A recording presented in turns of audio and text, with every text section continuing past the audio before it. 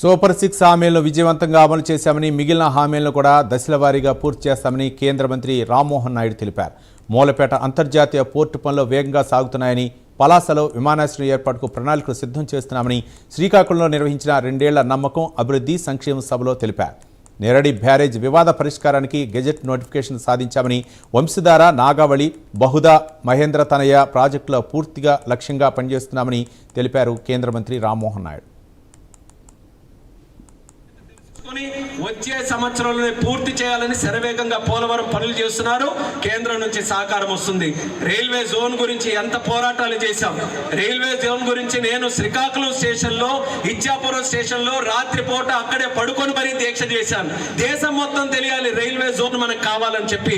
అలాంటి railway zone మొన్న June 1వ తేదీ నుంచి మన ఆత్మ గౌరవం నిలబడేటటువంటి విధంగా రైల్వే జోన్ కూడా ప్రారంభం చేసుకొని పలాస వరకే మన జోన్ ఉంటే అశ్విని వైష్ణవ్ గారి తాలూకా సహకారంతో పలాస నుంచి ఇచ్చాపురం వరకు మన సరికొత్త సౌత్ కోస్ట్ రైల్వే జోన్ లో మనం తీసుకొని వచ్చాం.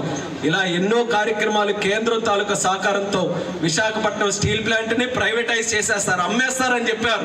చంద్రబాబు నాయుడు గారు ముఖ్యమంత్రి అయిన తర్వాత కేంద్రం దగ్గర కూర్చొని, ఫైనాన్స్ మినిస్టర్ దగ్గర కూర్చొని, ప్రధానమంత్రి గారి దగ్గర కూర్చొని ఈ వైజాగ్ స్టీల్ ప్లాంట్ అనేది కేవలం ఒక కంపెనీ కాదు, మా తెలుగు వాళ్ళ తాలూకా ఆత్మ గౌరవం, విశాఖ ఉక్కు ఆంధ్రుల హక్కు అని నినాదంతో ఎంతో మంది ప్రాణ త్యాగాలు చేసి అక్కడ పెట్టినటువంటి ఒక ప్రతీక.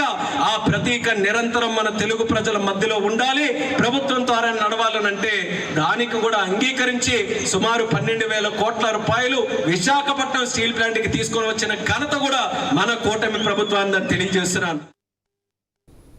హైదరాబాద్లోని రాజేంద్ర నగర్ ఓఆర్ఆర్పై లగ్జరీ కారును 11 ఏళ్ల బాలుడు నడిపాడు. ఆ దృశ్యాలను కొందరు ఫోన్లో బంధించారు. సోషల్ మీడియాలో ఈ వీడియో పోస్ట్ చేశారు. ఆ వీడియో వైరల్ కావడంతో పోలీసులు స్పందించారు.